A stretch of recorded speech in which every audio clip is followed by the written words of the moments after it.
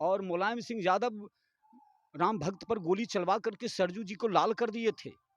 उनको आज श्रद्धांजलि मिलता है महान नेताओं के द्वारा, मोदी जी के द्वारा, अमित शाह जी के द्वारा।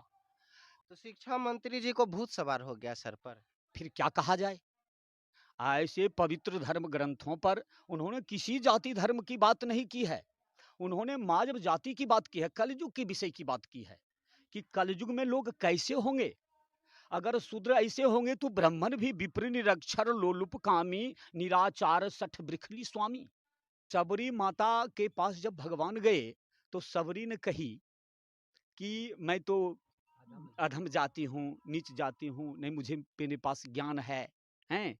तो भगवान श्री रामचंद्र जी ने कहा कि हे भामिनी, मैं एक भक्ति करनाता मानता हूँ। जाति पाति कुल धर्म बराई, बुद्धि बल परिजन गुण चतुराई, भक्तिहीन मोहे सोहे कैसे, अब बिनु जल बारिश देखिए तैसे। नमस्कार, मैं चंदन कुमार गोरे, आप देख रहे हैं द फॉरवर्ड टाइम्स। अभी हम एक गांव में हैं और यहाँ पे रामचरितमानस के जो जानकार लोग हैं, इनसे हम जानने का प्रयास करेंगे कि बिहार के शिक्षा मंत्री प्रोफेसर चंद्रशेखर के द्वारा जो दिया गया बयान है, वो सही है या गलत है।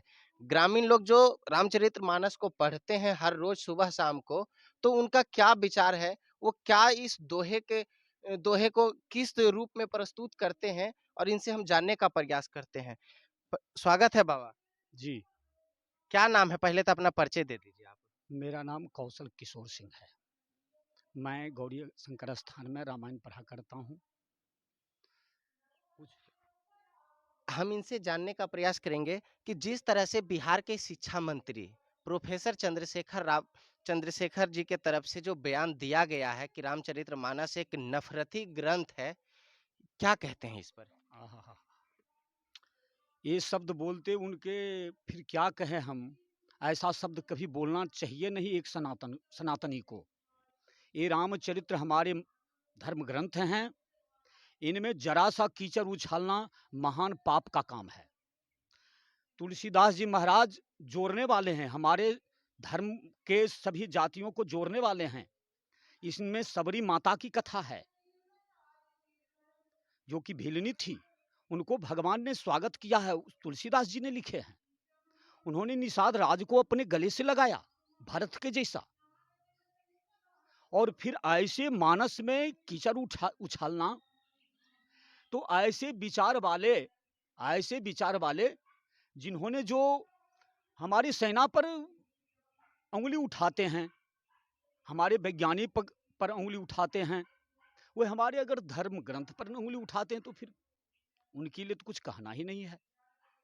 तुलसीदास जी लिखे हैं कि बातुल भूत विबस मतवारे ते नहीं बोल नहीं बचन विचारे, जिन कृत महामोह मद पाना, तिन कर कहा करिए नहीं काना। इसका मतलब क्या होता है? इसका मतलब होता है कि महामोह का जो पान कर लिया, जिन्हें धर्म अधर्म का कोई ज्ञान ही नहीं है, वो कुछ भी बोल सकते हैं। जिन कृत महामोह मद पाना, महामोह मद का पान कर लिए हैं, उनके कहने पर ध्यान नहीं देना चाहिए। बातुल भूत विबस मत बारे ते नहीं बोल नहीं बचन विचारे। जो वायु रोग से पीड़ित हैं, भूत ग्रसित हैं, वो विचार करके वचन नहीं बोलते, उनको ज्ञान नहीं होता। जो भूत के चक्कर में हैं, मोह रूपी मदिरा का पान कर लिए हैं, वो विचार कर नहीं बोलते। तो शिक्षा मंत्री जी को भूत सवार हो गया सर पर। फिर क्या कहा जाए? ऐसे पवित्र धर्म ग्रंथों पर उन्होंने किसी जाति धर्म की बात नहीं की है। उन्होंने मानव जाति की बात की है, कलयुग के विषय की बात की है कि कलयुग में लोग कैसे होंगे। अगर शूद्र ऐसे होंगे तो ब्राह्मण भी विप्र निरक्षर लोलुप कामी निराचार सठ बृखली स्वामी। ब्राह्मण कलयुग में ऐसे आचारहीन हो जाएंगे। जाति के नाम लेकर ही तो भाई, फिर क्या कहना, उनको हाथ जोड़ता हूँ कि वो क्या कहना चाहते हैं, भारत को कहाँ ले जाएंगे, हमारे धर्म ग्रंथ को क्या करेंगे, वही जाने। तो आप जो रामचरितमानस पढ़ते हैं और आपके ग्रंथ के ऊपर अगर विवाद खड़ा कर दिया जाता है, तो फिर भी ऐसे मंत्री से, ऐसे नेता से आप हाथ जोड़कर विनती करते हैं, शोभा देता है? क्यों नहीं, हम लोग रामचरितमानस पढ़ते हैं, ये विनम्रता प्रदान करता है। रामचरितमानस हमें सबको जोड़ता है। तो जो गलत करते हैं उनको भी मैं प्रणाम करता हूं। ऐसे धर्म ग्रंथ हैं हमारे रामचरितमानस। ये कहीं उतावला नहीं बनाता, सबको विनम्र बनाता है। राम कथा सुनने वाले विनम्र होते हैं। उनको जो सूझता है कहते हैं। ये वोट के राजनीति करते हैं, बस इसके सिवा कुछ नहीं है। कहे तो जो ये नालंदा के विश्वविद्यालय जलाने वाले, ऐसे विचार वाले अभी कमी नहीं है। ऐसे विचार वालों का अभी कमी नहीं मानस है। रामचरितमानस पर सवाल खड़ा कर रहे हैं। फिर क्या कहना है? तो वही तो बात है।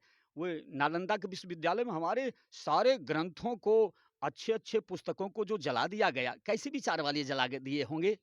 तो ये अगर रामचरितमानस के पन्ने को जला दिए, तो ऐसे वैसे ही विचार वाले हैं ना। हर रोज कहा जाता है कि जो टिक्का टिक वाले होते हैं, अंग्रेजों के दलाल हैं, जो मंदिर में घंटी बजाते हैं, ये समाज का शोषण करते हैं, पिछड़ों का, दलितों का शोषण किए हैं ये सभी लोग। इस पर हम कुछ नहीं कर सकते भाई, हमारी बुद्धि थोड़ी है। हम रामचरितमानस पढ़ते हैं, हम तो नेतागिरी नहीं करते हैं। क्या संसार करता है, हम तो रामचरितमानस के विषय में बताए। ब्राह्मण लोग सचमुच में दलितों का शोषण किया है। हे भगवान हो! ब्राह्मणों तो प्रकाश फैलाया, संसार को प्रकाशित किया, पूरे विश्व को प्रकाशित किया। हमारे देश भारत पूरे विश्व को प्रकाशित किया। हमारे देश में किसी को अंधकार में डालेगा? ऐसा हो ही नहीं सकता है। ऐसा हो ही नहीं सकता है। ये अपने फिर क्या कहना है, एक ही बात अनेक बार से कहा जाए, तो अपने-अपने विचार है, जैसा जो समझते हैं, करते हैं। लेकिन हमारे ये रामचरितमानस जो हैं, संसार में प्रकाश फैलाए हैं, जोड़े हैं, तोड़े नहीं हैं। और तोड़ने के बाद कोई कहते हैं तो कहते हैं। शिक्षा मंत्री प्रोफेसर चंद्रशेखर जी की तरफ से बार-बार विवादित बयान आ रहा है कि रामचरितमानस नफरती ग्रंथ है और उसमें वो कह भी रहे हैं कि अधम जाति में विद्या पाए और भयउ जथा आही दूध पिलाए। इसका मतलब क्या होता है? मैं तो पहले कह चुका हूँ कि बातुल भूत विवश मतवारे, ते नहीं बोल नहीं बचन विचारे। ऐसे व्यक्ति के बात पर ध्यान नहीं देना चाहिए। अधम जाति में विद्या पाए, भयउ जथा अहि दूध पियाए। कागभूसुंडी जी अपने पहले जन्म का, वो कहे बहुत जन्म का मुझे याद आ गया। ये रामचरितमानस वो पढ़े नहीं हैं, किसी से सुने हैं। तो एक चौपाई निकाल करके कुछ कह देना। पूरा रामचरितमानस जो पढ़ेंगे, रामचरितमानस का रहस्य वही समझेंगे। इन्होंने एक चौपाई राजनीति चमकाने के लिए निकाल लिए। तुलसीदास जी अपनी जीवनी में लिखे हैं कि मैंने पहले जन्म में शूद्र था और ऐसे मुझे एक ब्राह्मण गुरु मिले। वो गुरु के स्वभाव बताए कि कितने गुरु महान थे कि मैं उनसे द्रोह करता था और मुझे अपने बच्चे की तरह पढ़ाते थे। और मैं विद्या पाया, मैं जिनसे विद्या पाया उन्हीं को बर्बाद करना चाहा। उनको नहीं मानते थे, उनसे मैंने ईर्ष्या करता था। ऐसा हो गया जैसे कि दूध पिलाने से सांप होता है। मुझे उन्होंने शिक्षा दी और मैं ऐसा पगला हो गया शिक्षा पाने के बाद, जैसे दूध पीने से सर्प होता है। ये गुरु महाराज की बड़ाई किए हैं कि गुरु महाराज कितने महान हैं।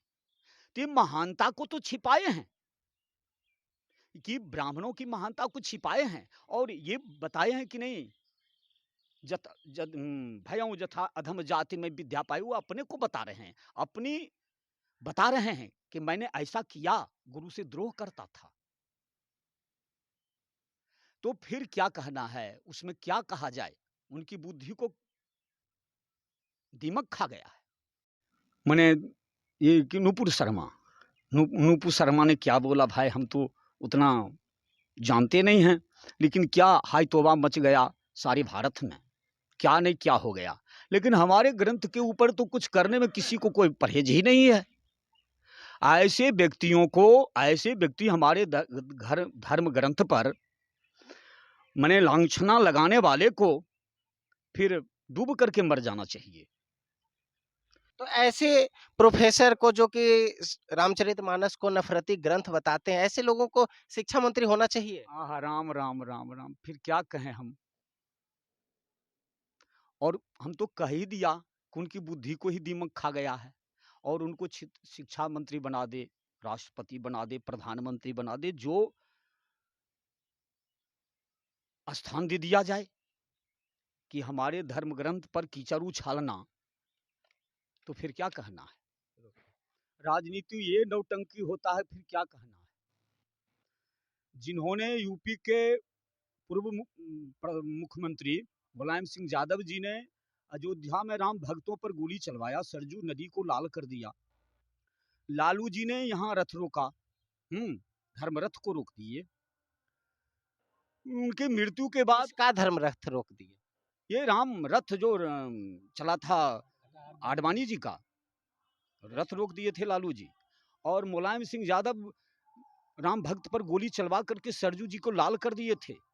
उनको आज श्रद्धांजलि मिलता है महान नेताओं के द्वारा, मोदी जी के द्वारा, अमित शाह जी के द्वारा। तो फिर एक तरह तो बंधन भी होता है, उनकी प्रशंसा भी होता है। तो ये राजनीति का तो कहना ही नहीं है। भगवान जाने ये राजनीति के बारे में।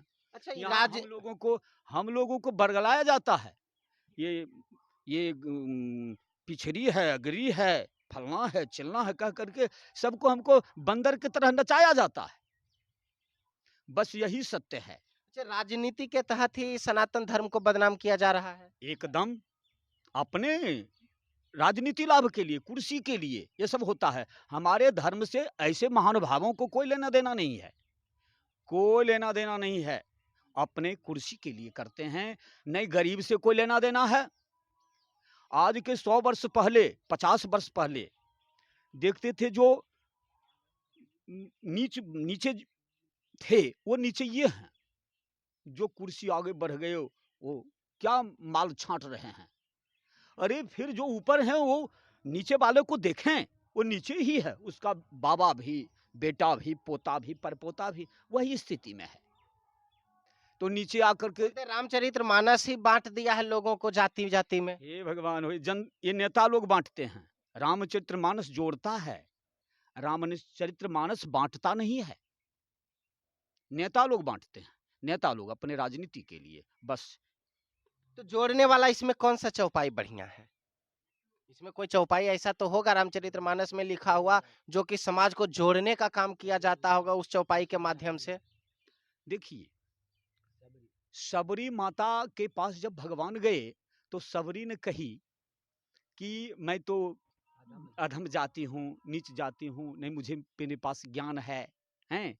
तो भगवान श्री रामचंद्र जी ने कहा कि हे भामिनी, मैं एक भक्ति कर नाता मानता हूँ। जाति पाति कुल धर्म बराई, बुद्धि बल परिजन गुण चतुराई, भक्तिहीन मोहे सोहे कैसे, अब बिनु जल बारिश देखिए तैसे। तो इस समाज को जोड़ने का चौपाई, जोड़ने का, ये मेरा ग्रंथ ही समाज को जोड़ने का है। इसमें किसी में कोई, जो सही मानव है वही मानव है, वही ब्राह्मण है, वही क्षत्रिय है, वही सब कुछ है जो सही मानव है। अपने ब्राह्मण का, क्षत्रिय का सबका नाम लेते हैं, शूद्र का नाम क्यों नहीं लेते हैं? कौन? वो सबका, ये जो हमारे वर्ण है, अपने अपने वर्ण धर्म में जो सही है, हम्म, अपने वर्ण धर्म में जो सही है वही सही मानव है, वही सही मानव। जो ब्राह्मण अपने धर्म से अच्युत है वो ब्राह्मण नहीं है। जो अच्छा, इसमें ब्राह्मण के विरुद्ध में क्या लिखा गया है? रामचरितमानस में ब्राह्मण अगर कोई गलत होंगे तो उनके लिए भी तो कोई चौपाई लिखा गया होगा। हाँ, कौन सा चौपाई है वो? तुलसीदास जी लिखे कि कलयुग में ब्राह्मण हैं, ब्राह्मण के विषय में लिखे विप्र निरक्षक निरक्षर लोलुप कामी, निराचार सठ बिखली स्वामी। इसका मतलब क्या होता है? इसका मतलब तुलसीदास जी ने सबके विषय में वर्णन किए कि कलयुग में ऐसे ऐसे लोग होंगे, तो उसमें ब्राह्मण भी ऐसे होंगे। जैसे कि नेताजी ने कहे कि ऐसे शूद्र के बारे में कहा गया है, तो ब्राह्मण के बारे में भी कहा गया है कि ऐसे ब्राह्मण होंगे, निरक्षर होंगे, लोलुप होंगे, कामी होंगे, निराचार होंगे, आचरणहीन होंगे, और नीच विचार वाली स्त्रियों के स्वामी होंगे। अपने पत्नियों को त्याग करके नीच विचार वाली स्त्रियों से के स्वामी होंगे। तो ये ब्राह्मण के विषय में कहा गया किसी जाति विशेष पर टिप्पणी नहीं किए हैं। उन्होंने मानव जाति को जगाने के लिए इन्हें सारे कलयुग में क्या होने वाला है उसके विषय पर टिप्पणी किया है। ये किसी जाति विशेष पर नहीं, सब पर की है, सब पर। रामचरितमानस में कुछ ऐसा भी लिखा हुआ है कि कलयुग में कई ऐसे धर्म होंगे, कई ऐसे ग्रंथ होंगे जो कि सनातन को चोट पहुंचाया जाएगा। कोई ऐसा चोट पहुंचाने की कोई बात, चोट हम अपन हमारे लोग ही चोट पहुंचाते हैं। और जब हम ही चोट पहुंचाते हैं तो फिर और के लिए क्या कहना है। जब हम ही, हमारे ग्रंथ हैं, सनातन हैं, इसका नहीं आदि है नहीं अंत, नहीं अंत होगा। आदि भी कोई नहीं जानता और धर्म की तो शुरुआत सब जानता है कि कब कहाँ से शुरुआत। ये तो सनातन धर्म के ही सब शाखा हैं। जैसा कि आप सुन रहे थे, रामचरितमानस के जो जानकार थे, आगे भी अगर आपको किसी तरह की जानकारी अगर चाहिए, तो कमेंट में जाकर के आप हमसे ज़रूर पूछ सकते हैं और अगर कहीं कमी बताए होंगे, तो हम फिर इनसे आकर के पूछेंगे क्योंकि आप कमेंट बॉक्स में जब पूछिएगा तभी ना हमको भी पता चलेगा और फिर हम इनसे आकर पूछेंगे। अगर कुछ पूछना हो, तो कमेंट बॉक्स में ज़रूर कमेंट कीजिएगा और इस वीडियो को शेयर कीजिएगा। अगर फेसबुक पे देख रहे हैं, तो पेज को फॉलो और शेयर कीजिए। अगर यूट्यूब पे देख रहे हैं, तो चैनल को सब्सक्राइब कीजिए ताकि हर एक अपडेट हम आप तक आसानी से पहुंचा सके। धन्यवाद।